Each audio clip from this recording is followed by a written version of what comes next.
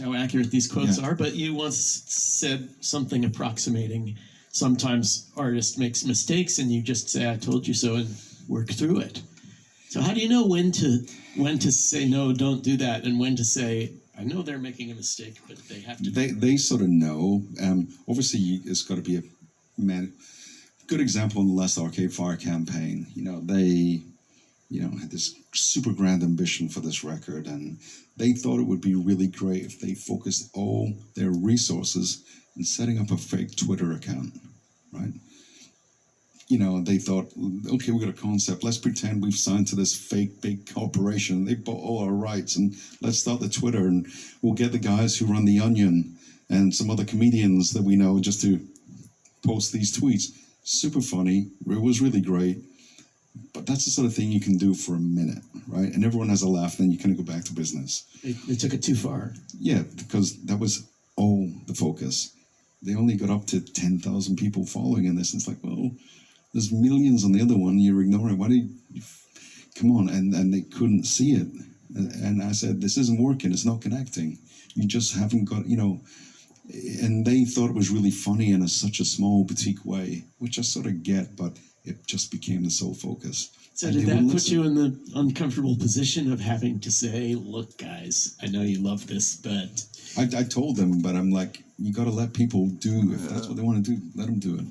Yeah. And I'll focus on the bricks and mortar, try and prop up the campaign without it. But there's always a time. You can't insult artists as well. You got to be really careful. You can't just say, well, I told you so. Now you look stupid. You just can't do that. You've always got to be polite about it, respectful about it, and still sort of say, I told you so. I told you not to do that, but hey, you wanted to, you insisted. What?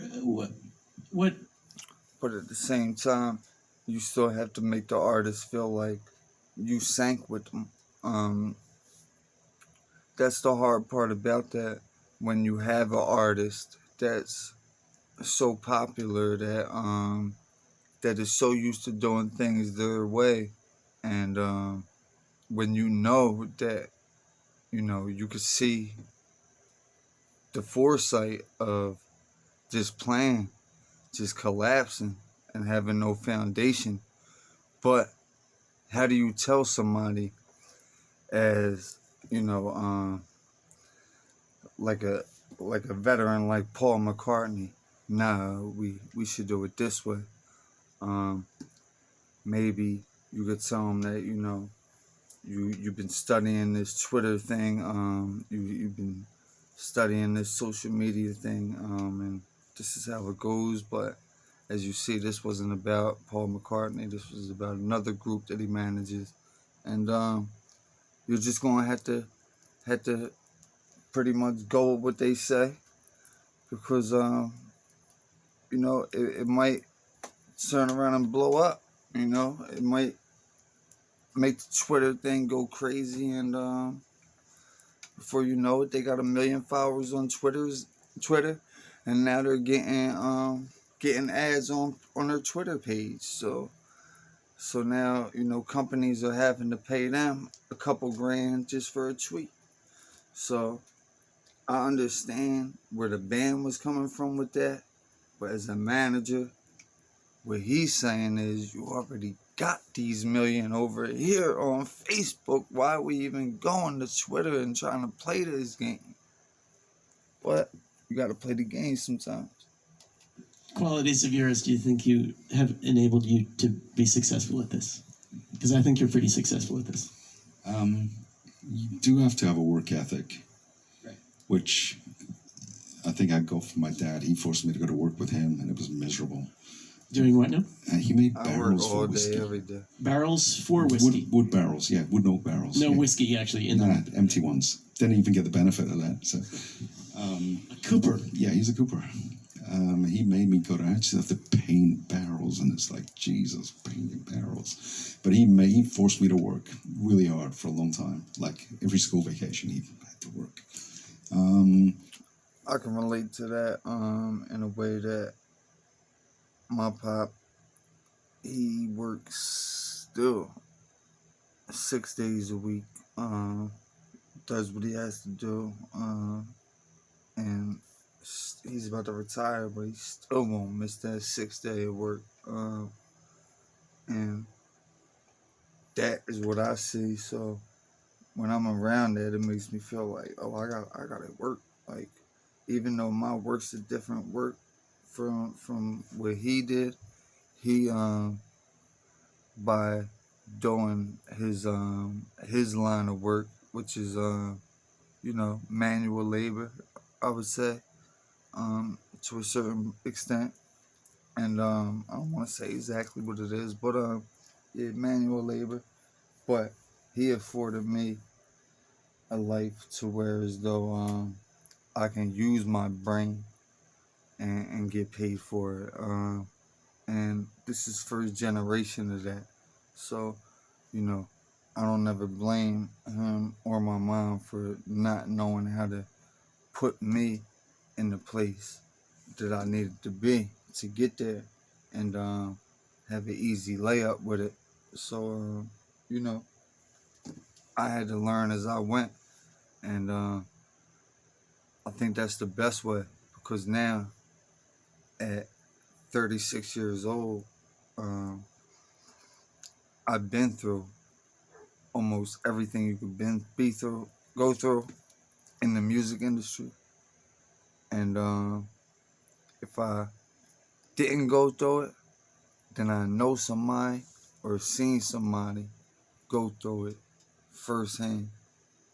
And that goes a long way when you're a musician and you do what I do as far as running my own website, making my own videos, doing all these reaction videos, and giving people the knowledge that I have of the music industry. So it's something like that. And shout out to Scott Rogers, man. And when you're doing this job, especially if you don't have the good fortune to go and work for a big company, so it's like, hey, I got a paycheck and I'm learning on the job. If you actually find your artist that you want to collaborate with and work, and you can't afford an assistant and can't afford an office, so you're working out your bedroom or something, or your kitchen, and you got your cell phone, your laptop, and your email, and you're hustling, you got to work night and day. And then you're That's like, what I'm doing. okay, I've been buying all these plane tickets to get everywhere. How am I going to get my money back? So you got to have a sort of little bit of business acumen to try and make it all make sense if you choose to go out the wholly independent route.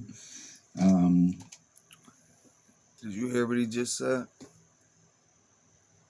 He said then he had the plane tickets. Then he wonders, how can I get paid back for these? So then you got to have the tax credit mind. To where as though you got to be willing to go look up some things and learn these things as far as the tedious stuff. That's what I call it. Especially with music production, there's so much tedious stuff as far as the production of music. You might have a drum and it might be a little snare with a little. And it just, yeah, that can kill everything. But and there's a lot of tedious stuff like that, to where as though you might need that drum in there, and that can kill everything if you don't have that drum. So I can definitely go off what he's saying. And as far as artist management, hey man, you gotta have something to manage first. If you ain't doing nothing, then why are you even trying to get to this level? You understand? So at least know how to get yourself to a level to where as though you can manage yourself and actually get paid off of it, and learn how to get paid off of what you do, because that's what I had to do. But you got to be reasonably savvy and reasonably smart, and don't ever let it get to your head, because the worst thing you can do is, we got like 20 million streams and we're getting a check for a few grand at the end of the month. Let's go and blow it and buy like, a 20-year-old Bentley because it looks cool. 20 million streams is kind of like selling 10,000 records used to be, right? Yeah. But it's like you make money First money you make, hire someone. Right? Make a bit more money, okay. Keep it for a rainy day because you're going to go through a dry period. And the thing about management is it's cyclical. You know, last year I probably had my most commercially successful year I've ever had.